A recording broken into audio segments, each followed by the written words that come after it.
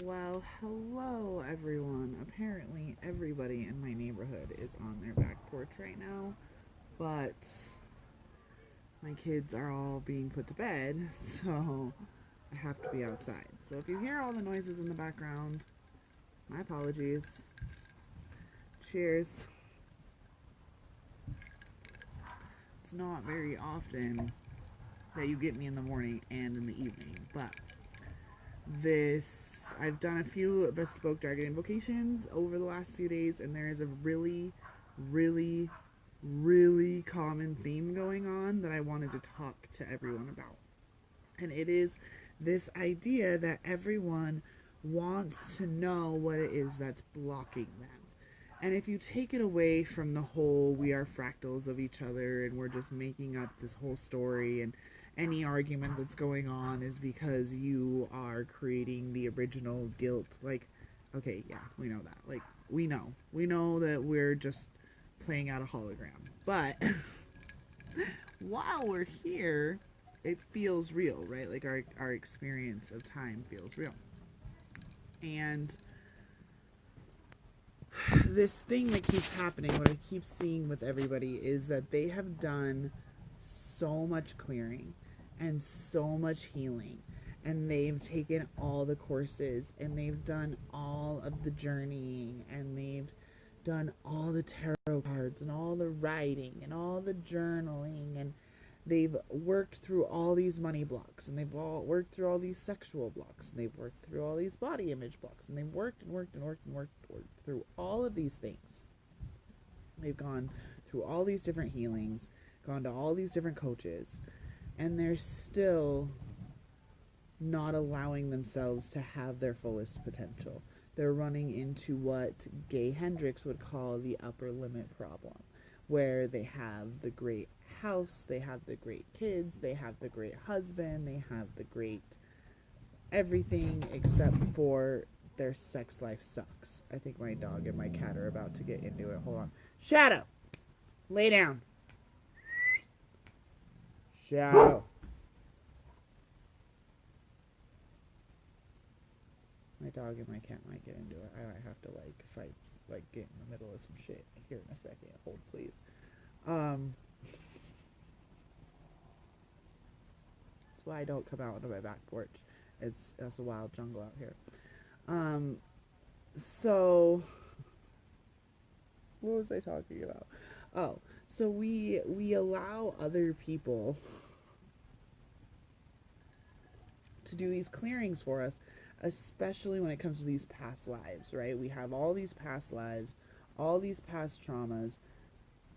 Shadow, you're gonna get slapped in the face by a cat claw. Like, chill out, go back to your bone, you're fine. We have all of these past lives, right? And a lot of us have been here as priestesses and oracular priestesses and wizards and shamans and magic men and magicians and alchemists, and we've hung out in different, star systems. We've been dragons. And what a lot of people don't understand is that when Atlantis fell, we encoded within our own DNA, in our own carbon-based DNA as humanoids, like a warning, essentially. Like, we have too much magic and we fucked it up, and we're having to obliterate our entire civilization because of that. So we are going to install a governor in the DNA code. And this was to keep us from making the same mistakes. You know how that is, right? Like, your parents put on rules so that you don't make the same mistakes as they made, sort of thing. Except for that was tens of thousands of years ago. So we have learned a whole lot of fucking lessons since Atlantis. But a lot of people are connected to Atlantis and Lemuria. They occurred simultaneously. Atlantis in the Atlantic Ocean and Lemuria in the Pacific Ocean, so Hawaii and all those areas. Like Tafiti from Moana, very Lemurian energy. So we already have this governor literally installed in our DNA as a part of our programming. that then got exacerbated by a whole lot of us who this is what I'm seeing. Like that is something that's just in everyone's code, right? It's why you like go to have a magical conversation with someone and they're just like duh and giving you a total blank stare, right? It's because of this code that when you start to go through your ascension process, when you begin to activate the Sophia code, the dragon lineage, the crystalline DNA, however you want to, the dragon light body, whatever it is that you want to call it, when you start to do that, you release the governor. And if you're a newbie soul who hasn't spent tens of thousands of lifetimes on planet Earth already, then having a couple of healing sessions that and DNA activations, those will just like clear the governor, the DNA code just like clear off you really quickly. However, when we think of the word dragon, we tend to think of a word like we tend to think of very ancient, beginning of time, ancient magic, right? It's because all dragons are the birthers of universes, the creators of all life. So Source thinks a thought, and it's birthed through the heart womb of a dragon. And a dragon has a thought, and it's instantly created and then held within the heart womb, and then birthed when, as I say, quoting Jack Sparrow, the opportune moment. Now, if you have tens of thousands of lifetimes that you've been here on Earth, and a couple, I don't know, 100,000 or so of those lifetimes, like you've been here for 10,000 lifetimes. If 100 of those lifetimes you were a badass, amazing, awesome magician, like just killing it, like totally and completely with it in the magical alchemy sort of stuff, there's a couple of possibilities that would have happened during that. The most likely thing that has happened is that you have gone off and become super spiritual in these other lifetimes, separate from society. So you have chosen to take vows of poverty, vows of celibacy, vows of silence, right? Going and hanging out in a nunnery for the rest of your life, or up in a monastery in the Himalayas, or whatever. I'm sure this is resonating with a lot of you, right? Like you can remember, hell yeah, I remember being a priestess in Egypt and not really being a part of the rest of the partying. I was at one of those lesser known temples, right? Because the whole point was that the way that you could be close to God, cleanliness is next to godliness, is really like the less stuff you have, the less materialistic you are, the closer you are to God. Now, on the other side of things, you may have had, those 10,000 lifetimes, and of those, 100 lifetimes where you were wealthy as fuck. Like, a couple hundred lifetimes, you were like a prince or a sultan or an empress, and you just had tons and tons and tons and tons of material wealth, so much material wealth, but you were maybe not the nicest person. Like Alexander the Great or Julius Caesar, or, some of those types of people. That we relate that, like the root of all evil is money, right? So we think about dragons and they think about hoarding money and smog and that sort of stuff, like really obsessed with the physical. And there was also a lot of shame around sexuality that's occurred in the last 10,000 years or so.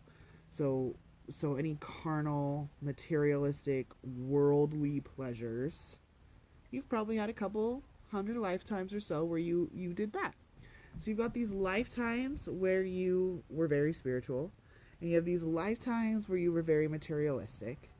And then you've got this like other lifetime line of the ones where you tried to figure out both, which is really what you're trying to do now. I guarantee you, if you are someone who is a spiritual entrepreneur, that's mostly who I've been talking to, people who have their own businesses doing Reiki or energy healings or trauma clearings, or you know what I mean, soul-centered, heart-centered, spiritual entrepreneurs,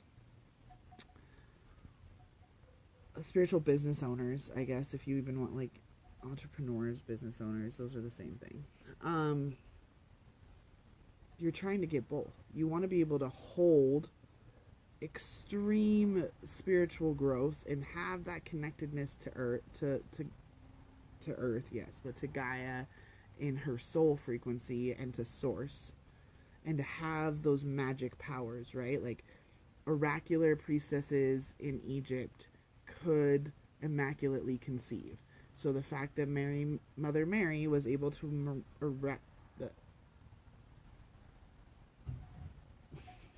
I just said it and now it's gone.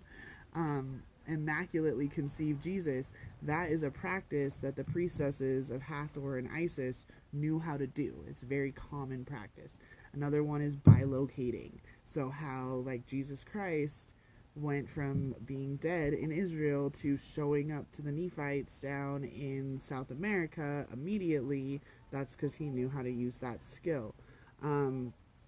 Shape-shifting, autobiography of a yogi, there's a whole lot of crazy fucking miracles that happen in there. So we know that you have, our human capacity is super fucking tiny here in the, like, normal materialistic world, like your everyday 3D, like, turn on the fucking news world.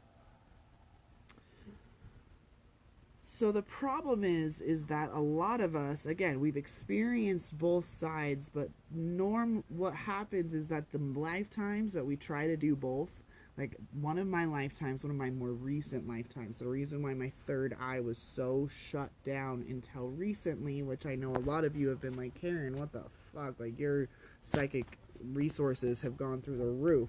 Well, my third eye was at like a 3 out of 10 in its highest potentiality because of what I'm going to explain to you we do to ourselves. So in a previous life, I was a white man who learned voodoo and hoodoo down in the Creole country of America, so Louisiana, Bayou area, and was able to make a very successful business within America and within England, where people would come and visit me to get the work done, to have the magic cast and for me to work the hoodoo and voodoo traditions that I had been taught. Well, at some point, some of the other hoodoo and voodoo priests didn't like so much that this white guy was making so much fucking money and they weren't. So on one of the ceremonies of their religion, I was used as a human sacrifice and burned alive. So the person who did this chakral reanimation for me, when she saw the third eye blockage, was like, this is really, really terrifying. Like, this is, like, you should hug yourself with your knees. Like, this is really horrible. It's not something from your lifetime as Karen, but it's still really fucked up. And she explained that. She's like, so I see you burning and you're running around in a circle, but you have astral projected out of your body. So if you've ever seen The Magicians, how, like, the episode where, like, spoiler alert, where Penny is, he, like, essentially astral projects and his body dies and he's stuck in the astral plane. That's essentially what happened to me, where I was so able to leave my body that I wasn't physically experiencing the pain, but I was still experiencing the pain. So I ended up cursing my third eye, like putting a massive block on my own third eye, because by then, like, this was only in like the 1800s. So one of my more recent lifetimes. It's not the first time. I've made it pretty far in the process of balancing spiritualism and spiritualistic ways and material gains, which is that goddess of love and war, the goddess of transformation, the goddess of heaven and earth, like having it all, heaven and earth, living heaven on earth. That's the fucking game. Can you return back to source while still having as much pleasure and as much bliss, being able to brag about it fearlessly and authentically? Well, up until now, in the 21st century and 2020, you haven't been, right? So I just told you one time that I know of that I cursed myself. Okay, let's make sure that we get this clear. I've had all the clearings. I've had all the healings. I have had all the things, all the Akashic record just all of it. I've done all of it, and I was still so blocked until I realized that not only do we have this governor built into our DNA from the time of Atlantis, but a lot of us have bound and cursed ourselves to keep us safe, to be like, no, getting murdered sucks. So another time, I've told this story before, but I was one of the things that I always knew was the reason why, like, psychic stuff, like, I never, like, totally brushed it off, was my entire life, every psychic, every palm reader, every oracle that I ever went to from when I was a little kid, and my parents used to go to Renaissance fairs, so, like, I've been involved with, like, some sort of mage, magi, magician, Merlin level shit, my dragons, my whole fucking life. So I'd go into the little palm reader, and it didn't matter where I was in the world or how old I was or anything. There was this super, super, super, super strong Joan of Arc story that would come through, immediately followed by, now you weren't Joan of Arc, but you were, like, really close to her, like her confidant or something like that. And I come to find out through getting Akashic record clearings and doing all these other things that I was a confidant of Joan of Arc, and I betrayed her. The reason why she got caught was because I got caught and tried to make it deal with the devil, deal with the English, to not, I'll tell you where Joan is if you don't kill me, because again, by then I had done this before. And hey, rude. My husband Hella just turned off the light on me.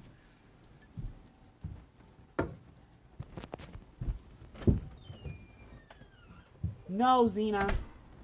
My daughter's awake.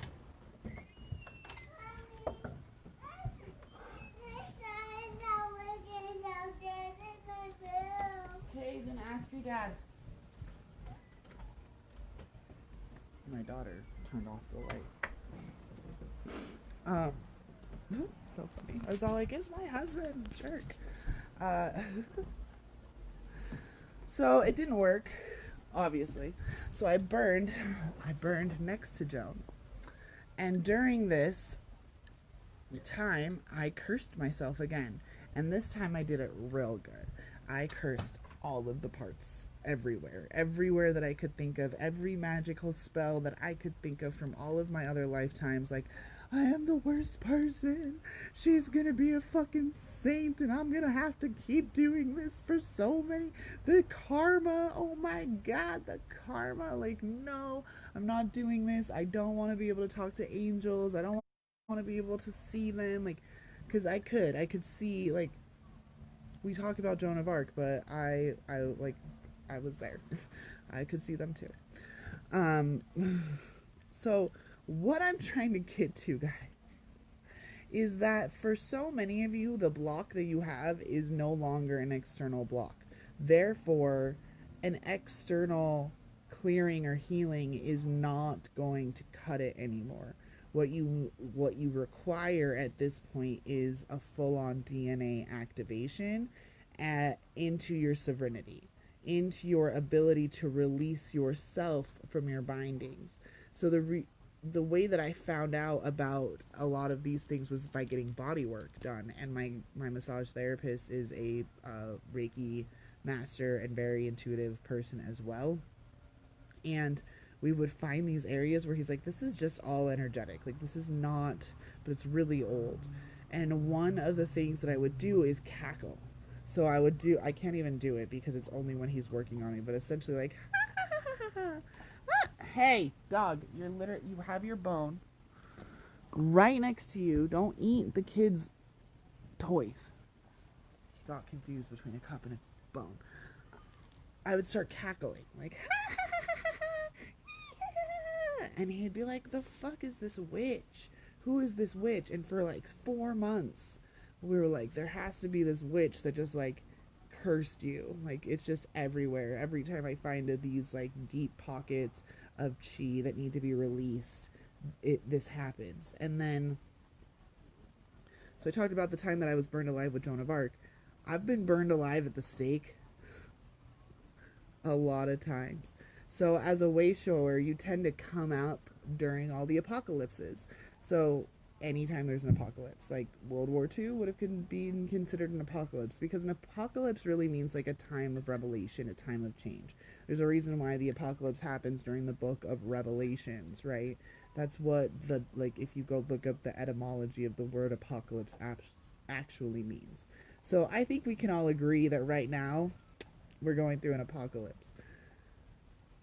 As someone who's here to help with the ascension, my soul incarnates a whole lot of times during apocalyptic type events where the entire world, the world turned upside down. Some Hamilton. So yes, when I burned in Salem, I was an old lady, and I cursed myself again because I was real good midwife. Like, everyone came to me, all the babies were born, no one had a problem with me. And then one day, some snooty ass Puritan saw me naked underneath the full moon, and I was burning alive. And the way I figured that out was, again, through so much body work and hearing the cackling, and one day releasing and coughing, like hacking, and all I could taste was soot and smoke in my mouth. And I looked at him, my massage therapist, and I was all like, I think I figured out who the witch is. He's all like, I did too, but who do you think it is? And I was like, it was me. I cursed myself. And he's all like, yep, that's exactly what happened. We curse ourselves because we're like, maybe if I can use enough magical binding, like, think about if any of you guys watched Charmed in the 90s and early 2000s, how Piper, Prue, and Phoebe's magic is bound, and the way that it gets released is after Grams dies, right? It's the same thing. We've lived so many lifetimes where the ascension didn't occur, where the normal people didn't wake up, where the insanity continued and the death continued, but the ability to see past it didn't, that we have bound ourselves. We can rectify all of the vows of poverties that we made as a nun, made as a monk, all of the vows of silence that we've made to other people, which is why when an external power clears you and heals you that way, you accept it because you made a vow or a binding or a contract outside of you. But the only way for you to break a binding and a contract that you have on yourself, like a spiritual lockdown that you put on yourself, is to recognize that you're powerful enough to even fucking do that to begin with. And that comes through activating your DNA. Dog, no, give me the cup. Ugh, come here. That comes from activating your dragon energy, activating your ancient magic, activating the fact that you can decide right now that all that shit is over, that it's just done, that all of the bindings, all of the blocks, all of those things that you've done for on yourself that are stopping your spiritual path can just be over. That's what's so cool when you start working in nonlinear time and multi-dimensions, is that time really is relative to your experience. It's the reason why so many people are like, how the fuck did you change so fast in 2 years?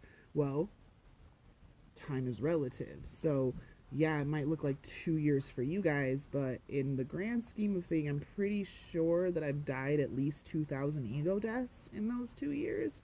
And that's because I'm open to such rapid transformation. I'm totally fine with the fact that I'm not the same person that I was 90 days ago. And I don't need to justify that to anyone. I don't need to explain to you why I'm not doing what I was doing before. Because the clients that are meant to work with me are coming in, and the magic that needs to be done is happening, and the connections that I'm having need to be happening. And we just don't have time. We literally, like, ain't nobody got time for that. Ain't nobody got time to just sit around for 20 years while you figure out whether or not you're good enough to be who you are. Like, So I'm here. I'm here right now to tell you that if you are looking for that extra juice, if there's that, just like that one thing, you're like, everything else in my life is so fucking good, but this one thing is just, ugh. Play with the idea that you're the reason why. That some ancient magical oracular priestess, wizard, magician, magi, warlock version of you got murdered or ostracized or, you know, all sorts of horrible things that normal humans do to magical humans. And that in the process of your death, you decided to curse yourself, that you bound yourself, that you created spells to keep you safe because nobody wants to get burned on the stake again after it's already happened a couple thousand times. So that's a huge thing that I help my clients with is processing the pain of the past lives of being that spiritual person that was murdered for their gifts, that was like getting over the fear of being assassinated if you start using your spiritual gifts to help people. If you openly admit that you are using psychic resources to be able to help your clients, being able to process the fear that someone's going to, you know, pull a JFK and, you know, shoot you. Well, I guess JFK is the one that got shot, but Oswald? Okay, yeah. I'm gonna look and see if there's any comments. Let's see here. I'm like squinty Magoo because everything's happening. Solitude, yes, so true. Yes, no more no more cock blocking is so true. Yeah, so that's what's happening, guys. You're cock blocking yourself. You're cock blocking yourself without even realizing it. While yes, again, there is this governor, this trigger on your DNA from the time of Atlantis and Lemuria, that is very easily cleared away by other people. Get a couple of Akashic record clearings, have a good meditation with your dragon self in the time of Atlantis, remember yourself as a Lemurian priestess, and that governor on your DNA is pretty much gone. It's really going through and remembering all, not even like consciously remembering each one specifically, but again, opening up that you don't have to have been a victim of someone else's spells to be bound up magically. You could have blocked your own third eye like I did because I was being burned alive for practicing what my mentor had taught me and making a whole lot of money, and then my mentor getting mad and using me as a human sacrifice. Like, yeah, it seems pretty reasonable that I wouldn't want to relive something like that. And it's literally like I'm seeing like I feel like I'm lucid dreaming constantly. Like the waking dream is not as solid as it used to be. I often am like, wait, did I microdose today? Nope, I did not microdose today. So why the fuck is the wall moving? That's what happens when you allow reality to get fluid. And that's how a dragon works. We are multifaceted, multidimensional beings. We are all working through different things at different times. It's why the dragon invocations are bespoke dragon invocations. Some of you, I just blew your brain and you're like, wait, I could have been a witch. And like, that's when you get a dragon invocation and it's mostly going to be used for clearing and healing. However, there's a good fucking chunk of you guys who have done all the clearings, all the healings, all the things, and are still blocked in a few areas of your life where you're just like, what the fuck, slamming your head against the wall. That's when the DNA activation is so important. That's when we have to activate the dragon light body, activate the crystalline DNA, activate the Sophia code within you to really and truly solidify your position as an intergalactic missionary, as a spiritual emissary to the Intergalactic Federation of Light. We're here playing the Black Ops. We are Black Ops mission work peaceful warriors doing magic, living our best life, bragging about it. Oh my God, so irritated about that, but processing it.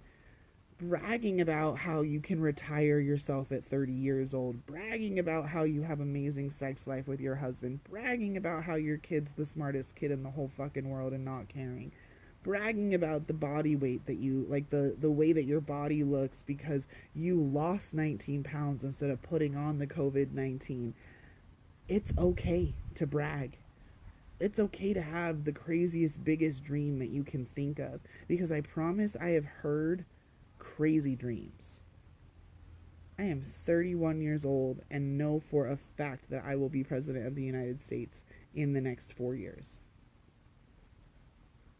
There's not a doubt in my mind, because I put myself in the White House every single morning, and it's my 36th birthday. And I've been president for approximately 6 months at that point. So I'm going to leave you with that. If you are interested in booking a Bespoke Dragon Invocation, remember that when you book a live session, you are getting access to the Dragon's Vault, which has all of the master classes, the Dream State Marketing Masterclass, where I teach you how to take those dream clients and market to them using hyper sigils and sigils in the dream state, so in the astral realm. The Raising Dragons, which is all about how to parenting and raising star seeds and those sorts of things. The Naked Mirror Mantra Masterclass, which everyone loves, teaching you how to integrate those shadows super, super, super fast, because you're using the mirror as well as your naked body to see the raw truth. Back to Basics Boot Camp is another Naked Mirror mantra type thing, but it's taking you from the unconscious to the conscious. And there's also Fearlessly Authentic Leaders Conference. That's a 5-day long challenge that I did that is all about how to step up as a leader who can show up fearlessly, authentically, audaciously, be that lighthouse, really stand as a beacon of light shamelessly. I don't even say shamelessly. Like, I'm unshameable. I have my own shame, but you guys can't shame me. Like, that's not a fucking thing that's ever gonna happen. I feel like I'm missing one. Anyway, it's like 30 hours of content. I could easily charge $10,000. I'm giving it to you for free if you get a 1-hour session, the live session of the Bespoke Dragon Invocation, or you can also do a pre-recorded version of it. So I do a 3-card reading, a minimum of 3-card reading with the Dragon Oracle deck. We talk all about what's going on in your life right now, all about how any of this, your Lemurian times, connecting to your psychic gifts, connecting to your dragon energy, your galactic mission, whatever plateau you're on. This specific invocation is meant to reanimate your entire chakra system, bringing your entire nervous system to a 10 out of 10 for highest potentiality. You will succeed in your soul's mission this lifetime if you can get into alignment with the dragon energy that needs to be ran to not get eaten up in the ascension.